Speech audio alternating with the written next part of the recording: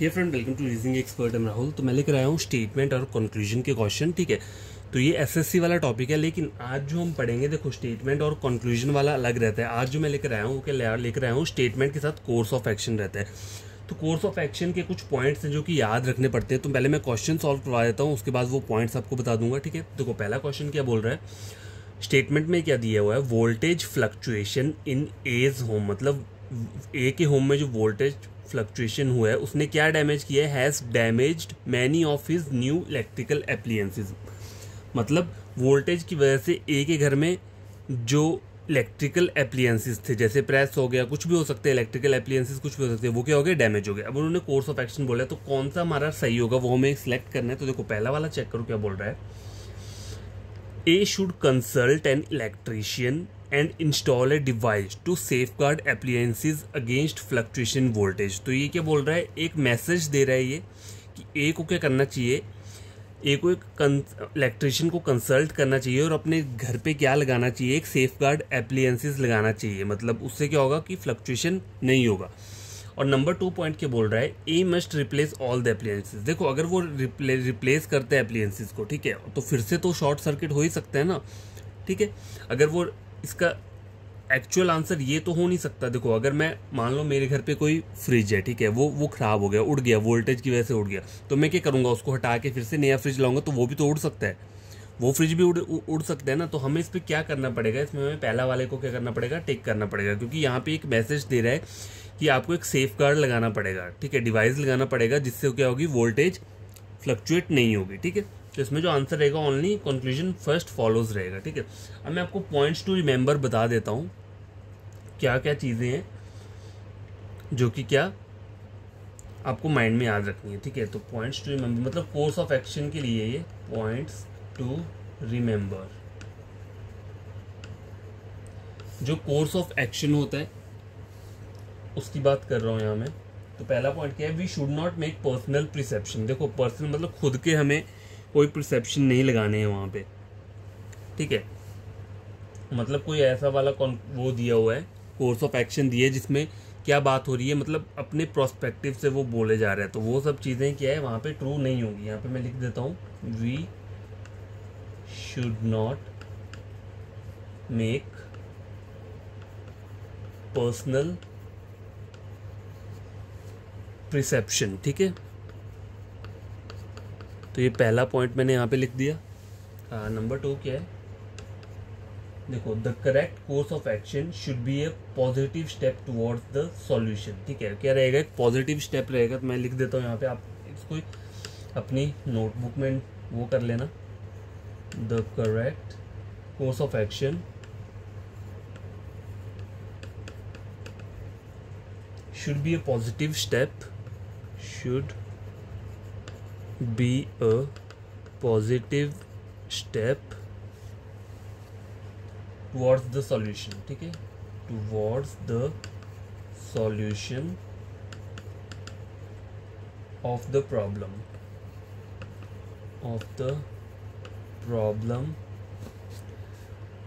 rather than harsh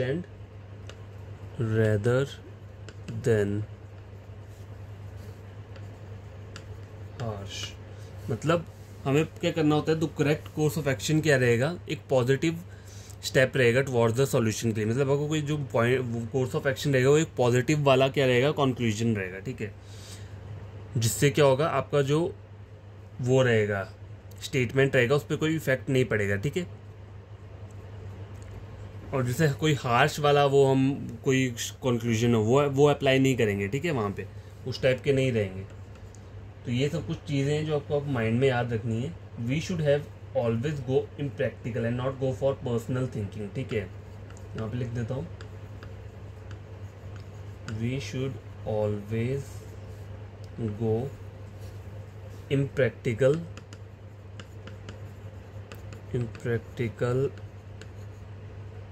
sorry impractical नहीं है, impartial दिया हुआ है। ठीक है, इम्पार्शियल। ठीक है, वी शुड ऑलवेज इम्पार्शियल। ठीक है, and not go for personal thinking, not go for personal thinking. ठीक है, ये हो गया। नंबर 4 पॉइंट क्या है, if any course of action is followed with word only, अगर कोई वर्ड जो है वो ओनली से फॉलो होता है, ठीक है, इट मेक्स एक्शन वीक, तो वो क्या करेगा, इट मेक्स एक्शन वीक। मतलब हम यहाँ पढ़ क्या रहे हैं, कोर्स ऑफ एक्शन। अब देखो, चाहे उसे कंक्लूजन बोल लो चाहे कोर्स ऑफ एक्शन बोल लो, पर होता क्या है, जब कोर्स ऑफ एक्शन वहाँ पे दिया होगा एग्जाम में, तो आपको ये सब पॉइंट्स याद रखने हैं, और जब वहाँ पे कंक्लूजन दिया होगा, तो जो मैंने पहले जो पॉइंट्स आपको बोले थे, पॉइंट्स टू रिमेंबर रखने के लिए, ठीक है। देखो, वो जो मैंने आपको पहले वाले बताए हैं, ठीक है, देखो यहाँ पे क्या 3 चीज़ें रहती हैं, मैं आपको यहाँ पे बता देता हूँ। देखो, 4th वाला भी हो गया, ठीक है। ये पॉइंट्स आपको याद रखने हैं जब आपको क्या करना है, statement and course of action, इस टाइप का अगर क्वेश्चन आता है, एक क्वेश्चन क्या होता है, स्टेटमेंट रहता है और एक रहती है एजम्पशन रहता है, ठीक है, एजम्पशन रहता है। तो हमने पीछे जो पढ़ा था, जो मैंने इतने सारे आपको पॉइंट्स दिखवाए थे रिमेंबर रखने के लिए, वो एजम्पशन वाले पॉइंट्स थे, ठीक है, समझ आ गई। और जो स्टार्टिंग में पहला वाला क्वेश्चन करवाया था मैंने, वो क्या था, वो था स्टेटमेंट और कंक्लूजन वाला था। तो ये 3 टाइप के क्वेश्चन जो रहते हैं, वो क्या रहते हैं, एग्जाम में आ सकते हैं, ठीक है। तो आपको तीनों को क्या करना है, बढ़िया तरीके से, मतलब जो जो मैंने बताया वो सब याद रखना है, और क्वेश्चंस को सॉल्व खुद करके देखना। देखो, ये सबसे टफ टाइप रहता है, मतलब नहीं समझ में आता, मुझे भी नहीं आता कभी कभी तो, लेकिन फिर भी पढ़ना तो पड़ेगा ही, ठीक है। कुछ चीज़ें छोटी मोटी अगर आप याद रखोगे तो हो सकता है ना आपका आंसर वहाँ पे सही हो जाए, ठीक है। तो जो पॉइंट्स बताए हुए हैं वो सब आपको क्या करने हैं, बढ़िया तरीके से याद करने हैं, ठीक है। अब कभी कभी क्या होता है, मान लो अभी ये तो मैं कभी कभी सिंगल स्टेटमेंट आती है, ठीक है, मतलब कभी कभी क्या होता है, एक आपका ठीक हो रहा है, कभी कभी क्या होता है, तो कोर्स ऑफ एक्शंस क्या रहते हैं, डबल भी रहते हैं, मतलब more than one course of action, इसे ऐसा बोल सकते हैं, more than one course of action, ठीक है, more than one course of action, ठीक है। तो वहां पे क्या होता है, बोथ फॉलोज करते हैं हम, लेकिन करेंगे कब, they are never exclusive to each other, मतलब वो दोनों अलग होने चाहिए, मतलब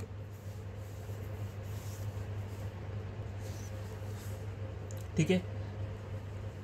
तो दोनों ट्रू तभी होंगे जब मतलब आपकी वो स्टेटमेंट को क्या कर रहे होंगे, मतलब जो आपका स्टेटमेंट दिया होगा वो उसके अकॉर्डिंग ही बात कर रहे होंगे, तब जाके वो बोथ फॉलोज वाले कंडीशन में आते हैं, ठीक है। एक क्वेश्चन मैं करवाता हूँ यहाँ पे, जैसे कि एक स्टेटमेंट लिया है मैंने, गाइस एक मैंने क्वेश्चन लिया हुआ है, ठीक है। तो ये वाला पहले पढ़ लेते हैं क्या बोल रहा है। If the retired professor of some institute, बोल रहा है तो रिटायर्ड प्रोफेसर्स हैं कुछ इंस्टीट्यूट्स के, उनको क्या किया है, are also invited to deliberate on restructuring of the organisation, organisation की रीस्ट्रक्चरिंग के लिए उनको क्या किया है, इन्वाइट किया है। देयर कॉन्ट्रीब्यूशन में भी बेनिफिशियल फॉर द इंस्टीट्यूट, तो उनकी जो कॉन्ट्रीब्यूशन रहेगी वो क्या रहेगी, बेनिफिशियल रहेगी इंस्टीट्यूट के डेवलपमेंट के लिए, ठीक है। अब कोर्स ऑफ एक्शन क्या बोल रहा है, पहला चेक करो, बोल रहा है मैनेजमेंट में seek opinion of the employ before calling retired professor. देखो, रिटायर्ड प्रोफेसर जो रहते हैं उनके पास लॉट ऑफ एक्सपीरियंस रहता है, तो ये पहला वाला तो डायरेक्टली गलत हो जाएगा ना। देखो, मैनेजमेंट में seek opinion of the employ की क्यों उनको लेनी पड़ेगी, क्योंकि अब एक्सपीरियंस जो ये रिटायर्ड प्रोफेसर है ये तो ऑलरेडी एक्सपीरियंसड रहते हैं, ठीक है। तो ये चीज़ क्या हो जा रही है, यहाँ पे गलत हो जा रही है। सेकंड चेक करो, management should involve experienced people for the systematic restructuring of the organisation, तो ये चीज़ क्या हो रही है, यहाँ पे ट्रू हो रही है। क्या बोल रहा है ये, मैनेजमेंट को क्या करना पड़ेगा, उनको क्या करना चाहिए, एक्सपीरियंस पीपल को क्या करना चाहिए, हायर करना चाहिए for systematic restructuring of the organisation. तो नंबर 2 जो है वो क्या है, इससे क्या कर रहा है, इसके साथ इन्वॉल्व हो रहा है स्टेटमेंट के साथ, तो ये ट्रू है। लेकिन पहला वाला जो है वो क्या हो रहा है, गलत हो रहा है, ठीक है। यहाँ पे क्या बोल रहा है कि एम्प्लॉय का क्या लेना पड़ेगा, ओपिनियन लेना पड़ेगा बिफोर कॉलिंग रिटायर्ड प्रोफेसर, क्योंकि रिटायर्ड प्रोफेसर के पास तो पहले से ही कितना होता है, एक्सपीरियंस ज़्यादा होता है, तो ये इस वजह से ये चीज़ क्या हो जा रही है, गलत हो जा रही है। तो आपको थोड़ा खुद के माइंड के ऊपर भी फोकस करना है, ज़रूरी नहीं जो मैंने आपको पॉइंट्स बताई हैं उनके अकॉर्डिंग ही चलना होता है, ठीक है। वो पॉइंट्स जस्ट आपको एक चेकिंग करने के लिए बताया है कि आपको नहीं समझ में आ रहा है तो उन पॉइंट्स को देखो कहीं पे, ठीक है। पर्सनल परसेप्शन हम यहाँ पे क्या करते हैं, फॉलो नहीं करते, ठीक है।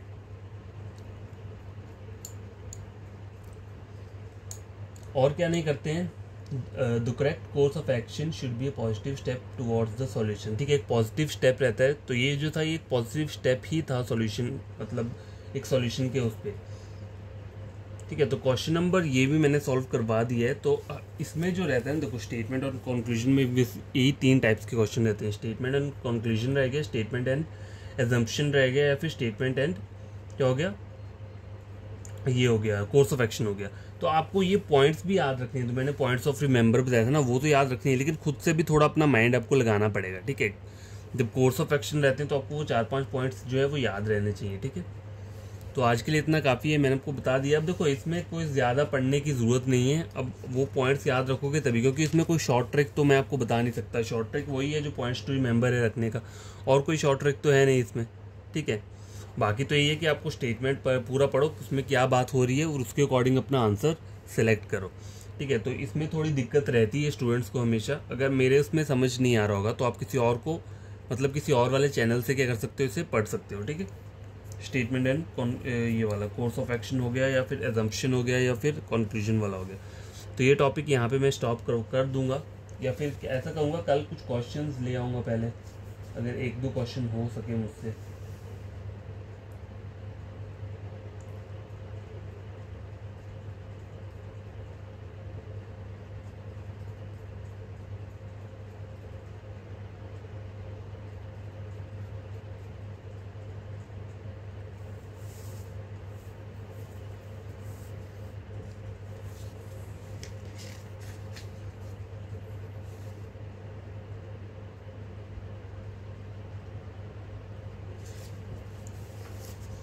ठीक है, तो आज के लिए इतना काफ़ी है। आप खुद से एक बार चेक करना क्वेश्चंस को, ठीक है, और फिर सॉल्व करके देखना। नहीं पता चलेगा तो फिर मुझे मैसेज कर देना, मतलब नीचे कमेंट बॉक्स में, अगर हो सके तो मैं सॉल्व करवाने की कोशिश करूँगा, ठीक है।